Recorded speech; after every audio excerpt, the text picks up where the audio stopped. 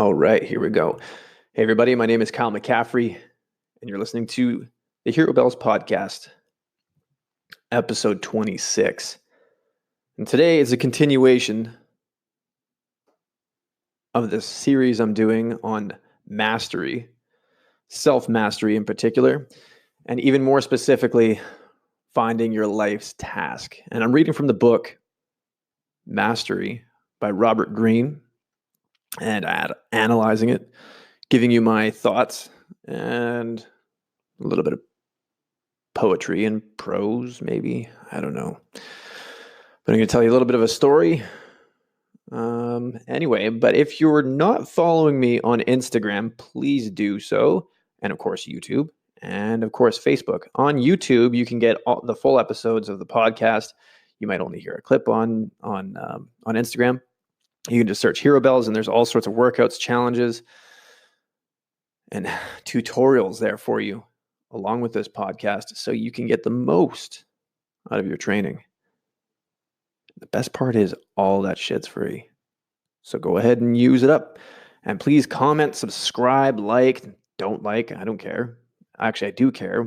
Tell me why you don't like it. You can say this sucks, and I don't know. Say something mean about my mom. I don't care. She doesn't either. But you can follow me on Instagram. The handle is @hero_kbells. And you can follow me on Facebook, or the Facebook page for Hero Bells, where you can get supplementary materials to each episode, well, almost each episode. And you can get useful tips and infographics, questionnaires, things like that, so that you can take the tools from this podcast and bring it into your life. So now that I've done the plugs, most people feel that there's something inside of them that's destined for anything other than nothing. Something clawing from inside, waiting to get out. This beast wants to be seen, but not by daylight or by people, but by you and your will to manifest it into being. It wants to devour you and become you.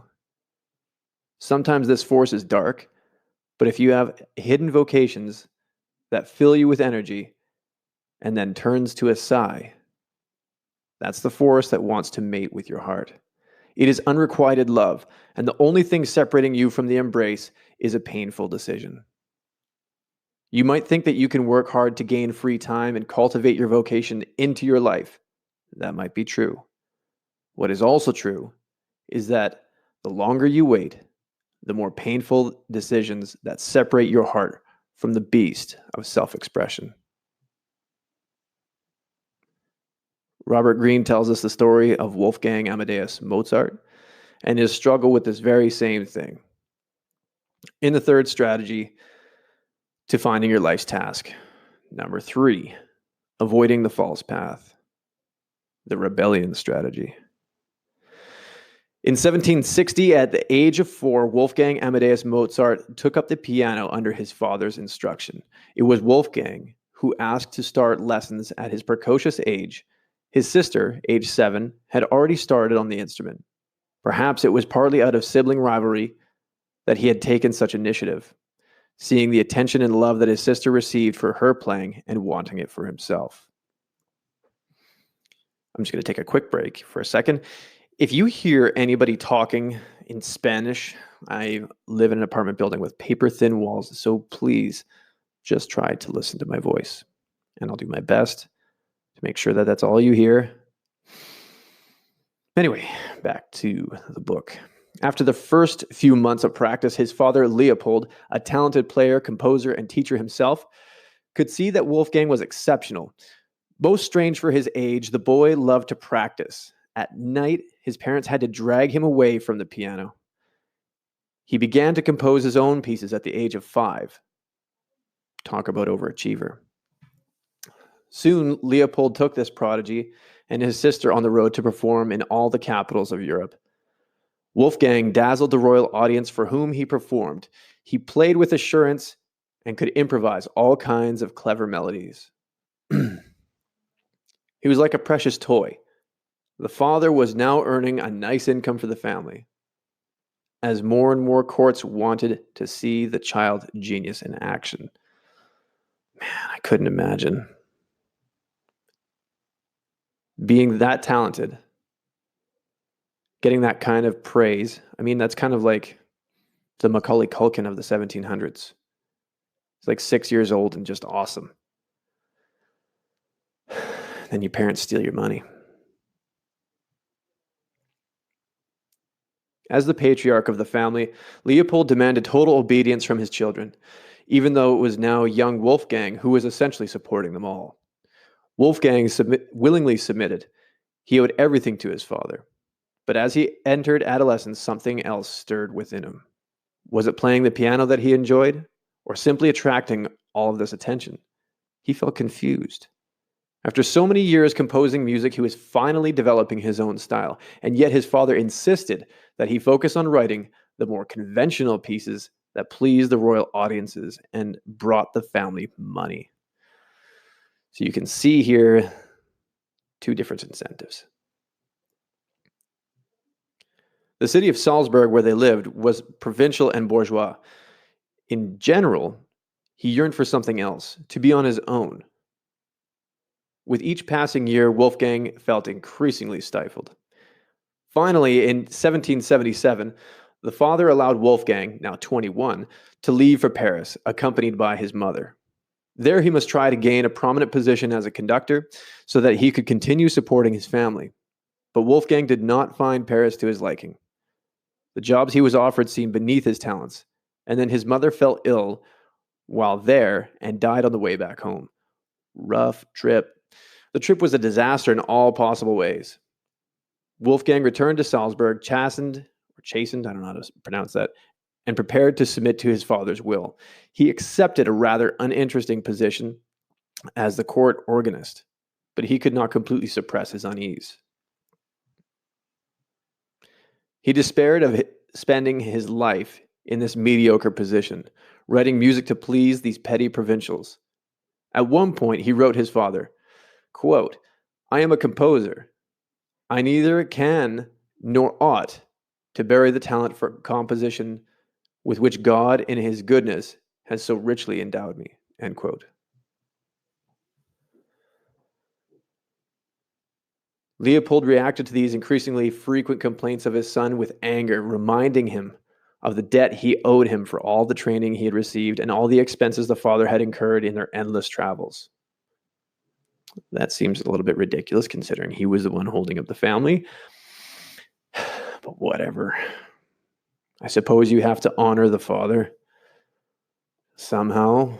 But like I said, they both had different incentives.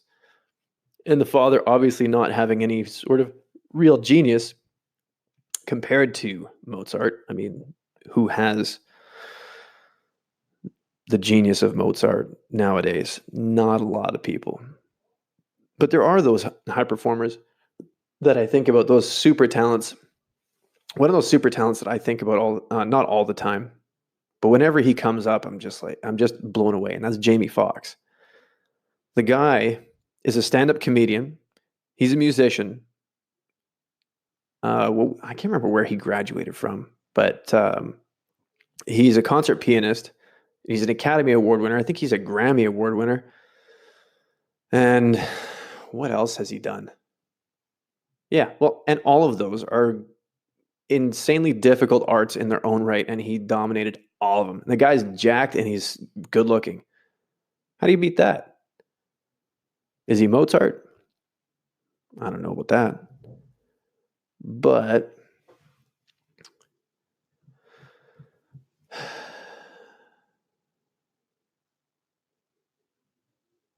back to the book. Finally, in a flash, it came to Wolfgang. It was never really the piano that was his love, nor even the music per se. He did not enjoy performing before others like a puppet. It was composing that he was destined for. But more than that, he had an intense love for the theater. He wanted to compose operas. That was his true voice. He would never realize this if he remained in Salzburg.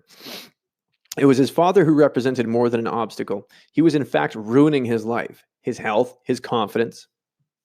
It was not just about money. His father was actually jealous of his son's talents. And whether consciously or not, he was trying to stifle his progress. I think this sounds really familiar with a lot of people. Whoever is going to be listening to this, you might have parents that tell you what to do with your life, and you do something safe, or do what's in demand. That's one that is like, it's so sinister, and not that they necessarily mean it to be sinister, but it's insidious, because it's like a what would you say, like a cancer in the mind, because it's not even so much about doing something safe, but especially when it's safe and available, and you see around you other people doing the same thing. They maybe got a nice car or truck or something like that. And you're like, shit, I want that. And all I want to do is paint pictures, write poetry, make music, do porn. No, I'm kidding. But nonetheless, if you have a dream, your parents do not share your dream. Pretty much guaranteed. And I mean, they can't, obviously. Anyway, no more porn talk. Back to the book. Wolfgang had to take a step, however painful, before it was too late. On a trip to Vienna in 1781, Wolfgang made the fateful decision to stay. He would never return to Salzburg. As if Wolfgang had broken some great taboo, his father could never forgive him for this. His son had abandoned the family. The rift between them would never be repaired. Feeling that he had lost so much time under his father's thumb, Wolfgang composed at a furious pace, his most famous operas and compositions pouring out of him as if he were possessed. A false path in life is generally something we are attracted to for the wrong reasons. Money, fame, attention, and so on.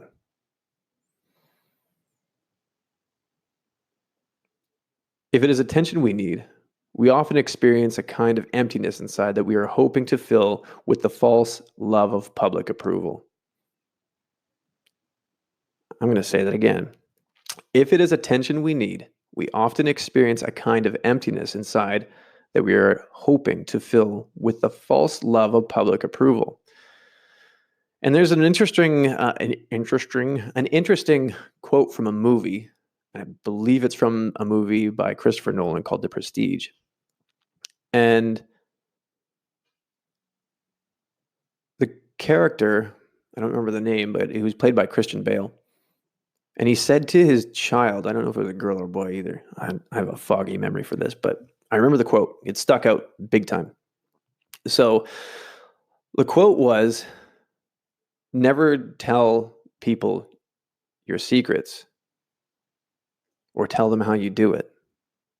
Because if you do that, you're nothing to them.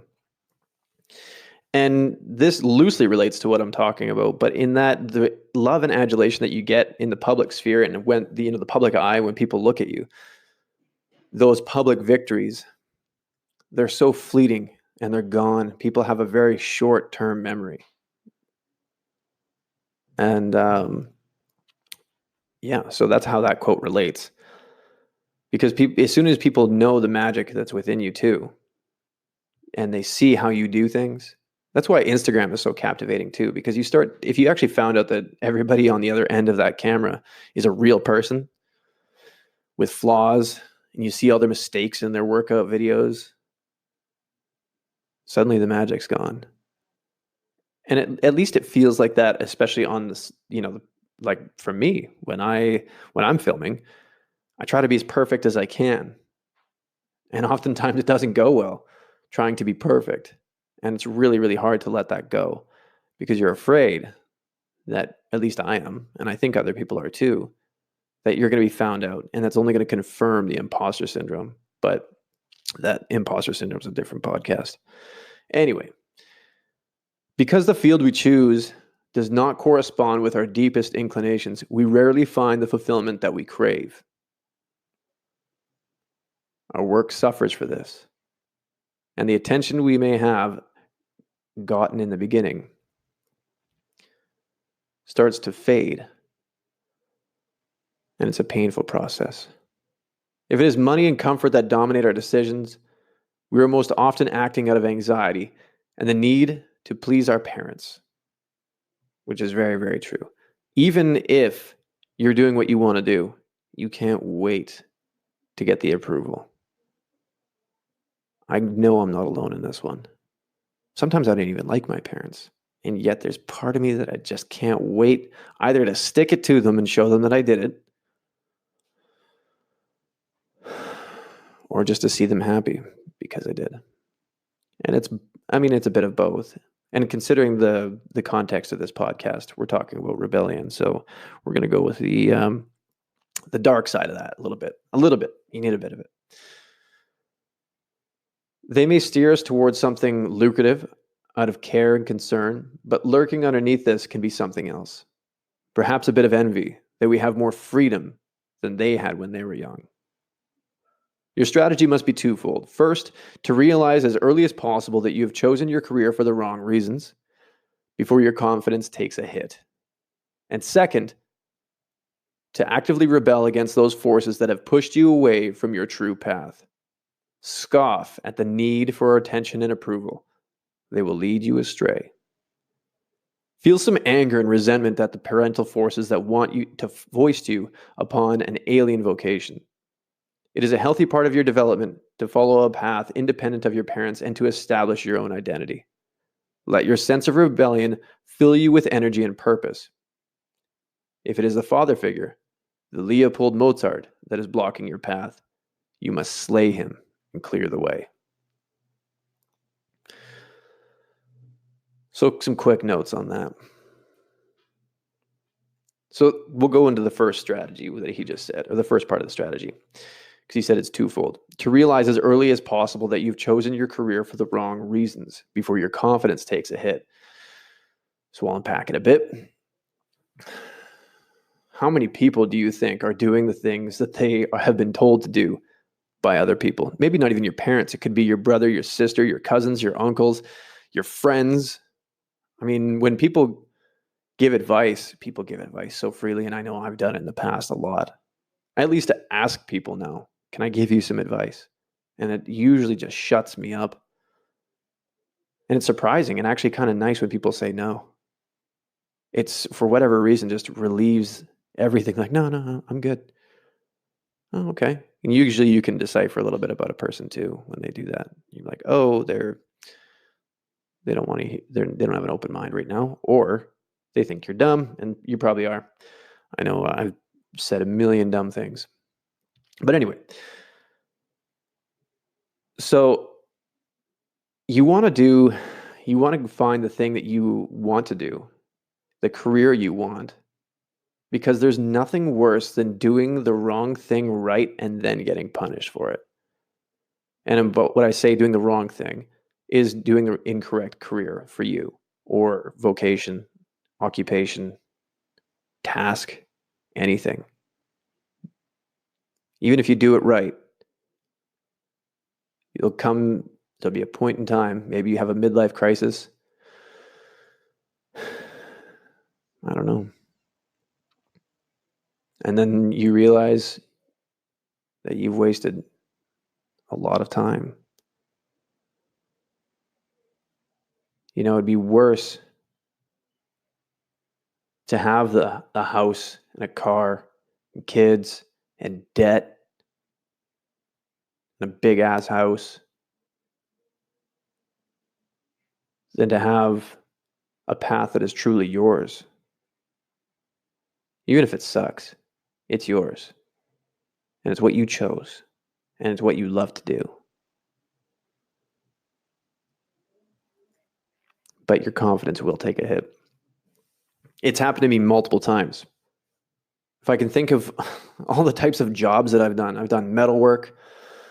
I was a landscape construction foreman. I've talked about that before. I was even a singer in 2 rock bands.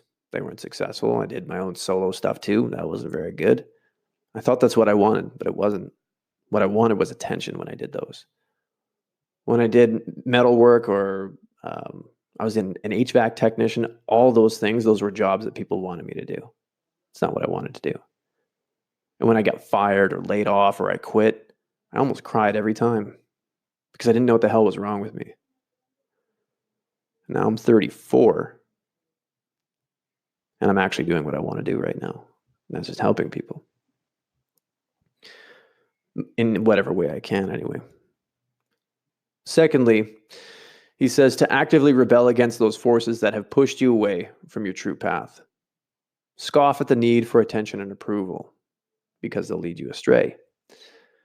So to actively rebel against those forces that have pushed you away from your true path, I think that's going to take some tact, especially depending on your age. And of course, maybe your marital status, because it could be your wife or your husband that wants you to do what you want to do or what they want you to do because it may be paying the bills. It may unbalance the home ecosystem that you have going on. So it would be smart to strategize. You don't want to hope that it goes well. You have to go and say something to your significant other or your parents, and you say, listen, I'm not happy. I'm not doing what I want to do. And I'm scared that I'm going to end up doing this thing, this task, this chore, this menial job for the rest of my life. Now, maybe you have kids and you're like, I don't want to have kids. And you already have kids. Well, you're kind of screwed that way. You might want to embrace that quick. But nonetheless, have some tact, have a strategy. You can't hope it goes well, and you certainly don't want to go and be, I think being assertive over angry is going to be more important. And don't allow yourself to be talked out of it. Draw your line in the sand. And it might be a long fight with either your parents or your family or your husband or your wife or whoever, maybe even your kids. You can even just think about it as like in just about every way and just doing what you don't want to do when everybody else wants you to do it, especially if you're not hurting anybody by doing what you want to do. What a drag that is. So we don't want that. But you do want to use that anger and channel it. Have that conversation if you have to. If you're single and you're by yourself, just give it up now as soon as possible. Have an exit strategy. But anyways, thank you very much for listening. This was episode 26, talking about mastery. This was the road to mastery. And this was strategy number 3. Avoid the false path, the rebellion strategy. Don't forget to follow me on Instagram and Facebook, as well as YouTube. You can just search me on YouTube, Hero Bells. Instagram is at Hero_K-Bells.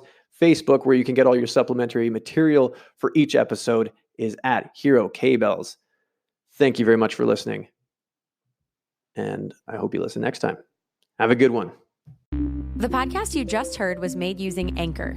Ever thought about making your own podcast? Anchor makes it really easy for anyone to get started. It's a one-stop shop for recording, hosting, and distributing podcasts. Best of all, it's 100% free. Sign up now at anchor.fm/new. That's anchor.fm/new to get started.